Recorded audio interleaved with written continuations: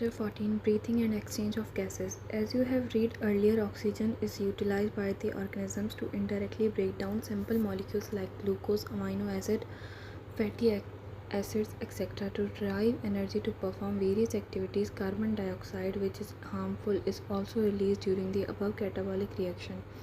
It is therefore evident that oxygen has to be continuously provided to the cells and carbon dioxide produced by the cells have to be released out. This process of exchange of oxygen from the atmosphere with carbon dioxide produced by the cell is called breathing, commonly known as respiration. Place your hands on your chest. You can feel the chest moving up and down. You know that it is due to breathing. How do we breathe? The respiratory organ and the mechanism of breathing are described in the following section of the chapter. 14.1 Respiratory organs. Mechanism of breathing vary among different groups of animals depending mainly on their habitats and levels of organization. Lower invertebrates like sponges, coelacanths, platforms, etc. exchange oxygen with carbon dioxide by simple diffusion over their entire body surface. Earthworms use their moist cuticle. Insects have a network of tubes, tracheal tubes, to transport atmospheric air within the body. Special vascularized structure called gills, branchial respiration, are used by most of the aquatic arthropods and molluscs, whereas vascularized bags called lungs, pulmonary respiratory, are used by the terrestrial forms for the exchange of gases. Among vertebrates, fishes used gills, whereas amphibian, reptiles, birds, and mammals respire through lungs. Amphibian like frogs can respire through their moist skin. Cutaneous respiration also. 14.1.1 Human respiratory system. We have a pair of external nostrils opening out above the upper lips. It leads to a nasal chamber through the nasal passage. The nasal chamber opens into the pharynx, a portion of which it is common passage for food and air. The pharynx opens through the larynx region into the trachea. Larynx is a cartilaginous box which helps in sound production and hence called the sound box. During swelling, glottis can be covered by a thin elastic cartilaginous flap called epiglottis to prevent the entry of food into the larynx. Trachea is a straight tube extended up to the mid-thoracic cavity, which divide at the level of fifth thoracic vertebrae into a right and left primary bronchi. Each bronchi undergo endogenous repeated division to form a secondary and tertiary bronchi and bronchioles, ending up in very thin terminal bronchioles. The tracheae, primary, secondary, and tertiary bronchi, the initial bronchioles, are supported by incomplete cartilaginous ring. Each terminal bronchiole gave rise to a number of very thin, irregular walled and vascularized bag-like structure called alveoli. The branching network of bronchi, bronchioles, and alveoli comprise the lungs. Figure 14.1. We have two lungs which are covered by a double-layered pleura with pleural fluid between them. It reduces friction on the lung surface. The outer pleural membrane is in close contact with the thoracic lining, whereas the inner pleural membrane is in contact with the lung surface. The part starting with the external nostril up to the terminal bronchiole constitute the conducting part, whereas the alveoli and their duct form the respiratory or exchange part of the respiratory system. The conducting part transport the atmospheric air to the alveoli, clear it from foreign particles, humidifies, and also bring the air to body temperature. Exchange part is the site of actual diffusion of oxygen and carbon dioxide between blood and atmospheric air. The lungs are situated in the thoracic chamber, which is anatomically an airtight chamber. The thoracic chamber is formed dorsally by the vertebral column, vertebrally by the sternum, laterally by the ribs, and on the lower side by the dome-shaped diaphragm. The anatomical setup of the lung in thorax is such that any change in the volume of the thoracic cavity will be reflected in the lung pulmonary cavity. Such an arrangement is essential for breathing as we cannot directly alter the pulmonary volume. Respiration involves the following steps. First, breathing or pulmonary ventilation. Ventilation, by which atmospheric air is drawn in and carbon dioxide rich alveolar air is released out. Second, diffusion of gases across alveolar membrane. Third, transport of gases by the blood. Fourth, diffusion of carbon dioxide and water between blood and tissues. Fourth, utilization of oxygen by the cells of catabolic reaction and resultant release of carbon dioxide. Cellular respiration as dealt in the chapter 12. 14.2 Mechanism of breathing. Breathing involved in two-step inspiration, during which atmospheric air is drawn in, and expiration, by which the alveolar air is released out. The movement of air into and out of the lungs is carried out by creating a pressure gradient between the lungs and the atmosphere. Inspiration can occur if the pressure within the lungs, intrapulmonary pressure, are less than the atmospheric pressure. There is a negative pressure in the lungs with respect to atmospheric pressure. Similarly, expiration takes place when the intrapulmonary pressure is higher than the atmospheric pressure. The diaphragm and a specialized set of muscles, external and internal intercostal between the ribs, help in generation of such gradient. Inspiration is initiated by the contraction of diaphragm, which increase the volume of thoracic chamber in the anterior-posterior axis. The contraction of the external intercostal muscle, which lift up the ribs and the sternum, causing an increase in the volume of the thoracic chamber in the dorsoventral axis. The overall increase in the thoracic volume causes a similar increase in pulmonary volume. An increase in pulmonary volume decreases the intrapulmonary pressure to less than the atmospheric pressure, which force the air from outside to move into the lungs. Inspiration, figure 14.2, a relaxation of the diaphragm and the intercostal muscle return the diaphragm and sternum to their normal position and reduce the thoracic volume and thereby the pulmonary volume. This leads to an increase in intrapulmonary pressure to slightly above the atmospheric pressure, causing the expulsion of air from the lungs. Expiration, figure 14.2b, we have the ability to increase the strength of respiration and inspiration and expiration with the help of additional muscle in the abdomen. On an average, a healthy human breathes 12 to 16 times per minute. The volume of air involved in breathing movement can be estimated by using a spirometer, which help in clinically assessment of pulmonary function. 14.2.1 Respiratory volume and capacities. Tidal volume (TV), volume of air inspired or expired during a normal respiration. It is approximately 500 ml. A healthy man can inspire or expire approximately 6,000 to 8,000 ml of air per minute. Inspiratory reserve volume (IRV), additional volume of air a person can expire via forcible inspiration. This average 2,500 ml to 3,000 ml. Expiratory reserve volume (ERV), additional volume of air a person can expire by a forcible expiration. This averaged 1,000 ml to 1,100 ml. Residual volume (RV), volume of air remaining in the lungs even after a forcible expiration. This average 1100 ml to 1200 ml. By adding up a few respiratory volume described above, one can derive various pulmonary capacities which can be used in clinical diagnosis. Inspiratory capacity (IC), total volume of air a person can inspire after normal expiration. This includes tidal volume and inspiratory reserve volume (TV plus IRV). Expiratory capacity (EC), total volume of air a person can expire after a normal inspiration. This includes tidal volume and expiratory reserve volume (TV plus ERV). Functional residual capacity (FRC), volume of air that will remain in the lungs after a normal expiration. This includes ERV plus RV. Vital capacity (VC), the maximum volume of air a person can breathe in after a forced expiration. This includes ERV, TV and IRV, or the maximum volume of air a person can breathe out after a forced inspiration. Total lung capacity (TLC), total volume of air accommodated in the lung at the end of a forced inspiration. This includes RV, ERV, TV and IRV, or vital capacity plus residual volume.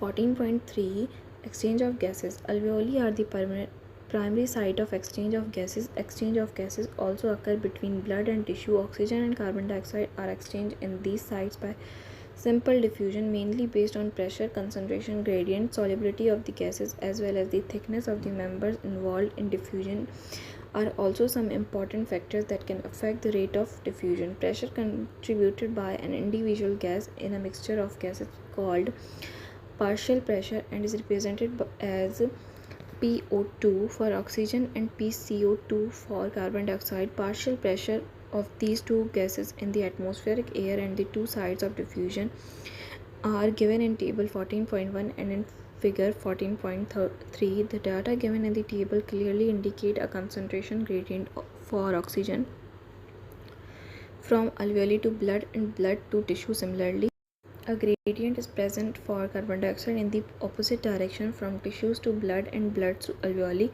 As the solubility of carbon dioxide is 20 to 25% times higher than that of oxygen, the amount of carbon dioxide that can diffuse through the diffusion membrane per unit difference in partial pressure is much higher compared to that of oxygen. The diffusion membrane is made up of three major layers. Figure 14.4, namely the thin squamous epithelium of alveoli, the endothelium of alveoli capillaries, and the basement substance composed of a thin basement membrane supporting the squamous epithelium and the basement membrane surrounding the single layer endothelium cells of capillaries. In between them, however, its total thickness is much less than a millimeter. Therefore, all the factors in our body are favorable for diffusion of oxygen from alveoli to tissues and that of carbon dioxide from tissues to alveoli. 14.4 Transport of gases. Blood is the medium of transport for oxygen and carbon dioxide. About 97% of oxygen is transported by RBCs in the blood. The remaining 3% of oxygen is carried in the dissolved state through the plasma. Nearly 20 to 25% of carbon dioxide is transported by RBCs, whereas 70% of it is carried by bicarbonate. About 7% of carbon dioxide is carried by in a dissolved state through plasma. 14.4.1 Transport of oxygen. Hemoglobin is a red colored iron containing pigment present in the RBCs. Oxygen can bind with hemoglobin in a reversible manner to form oxyhemoglobin. Each hemoglobin molecule can carry a maximum of 4 molecules of oxygen.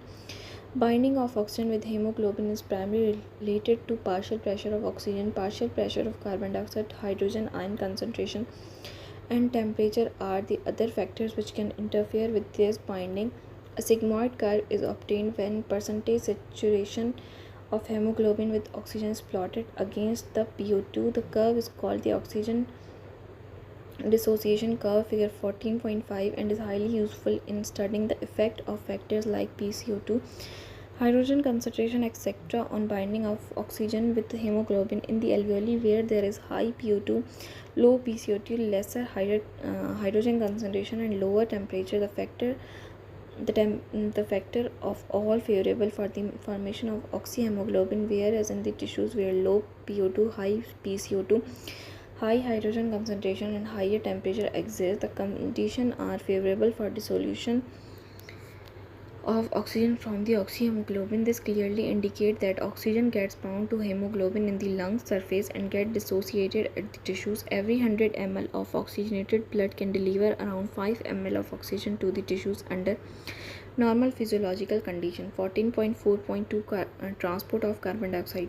Carbon dioxide is carried by hemoglobin as carboaminohemoglobin, about 20 to 25%. This binding is related to the partial pressure of carbon dioxide. PO2 is the major factor which could affect this binding. When PCO2 is high and PO2 is low, as it is in the tissue, more binding of carbon dioxide occur, whereas when the PCO2 is low and PO2 is high, as in the alveoli, dissociation of carbon dioxide form carbamine hemoglobin take place. Carbon dioxide which is bound to hemoglobin from the tissues is delivered at the alveoli. RBCs contain a very high concentration of the enzyme carbonic anhydrase and a minute quantities of the same is present in the plasma too. This enzyme facilitates the following reaction in both directions. At the tissue site where partial pressure of carbon dioxide is high due to catabolism, carbon dioxide diffuses into blood, RBCs and plasma and forms HCO3 minus and H plus. At the alveolar site where PCO2 is low, the reaction proceeds in the opposite direction, leading to the formation of carbon dioxide and water.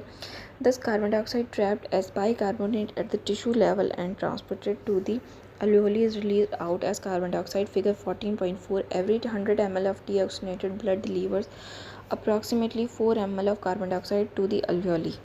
14.5 Regulation of respiration. Human beings have a significant ability to maintain and moderate the respiratory rhythm to suit the demands of the body tissue. This is done by the neural system, a specialized center present in the medulla region of the brain called respiratory rhythm center is primarily responsible for this regulation. Another center present in the pons region of the brain called pneumatocyte center can moderate the function of the respiratory rhythm center. Neural signal from the center can reduce the duration of the inspiration and thereby alter the respiratory rate. A chemosensitive area is situated adjacent to the rhythm center, which is highly sensitive to carbon dioxide and hydrogen ions.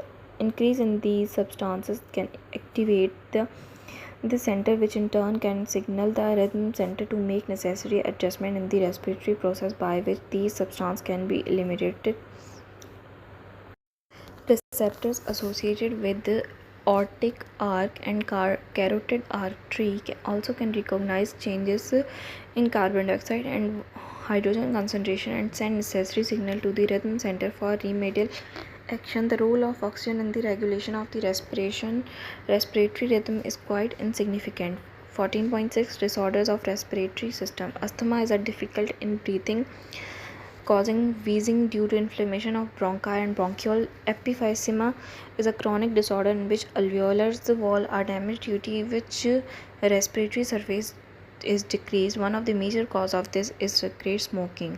Occupational respiratory disorder. In certain industries, especially those involving grinding or stone breaking, so much dust is produced that the defense mechanism of the body cannot fully cope with the situation. Long exposure can give rise to inflammation, leading to fibrosis, proliferation of fibrous tissue, and thus causing serious lung damage. Workers in such industries should wear protective masks.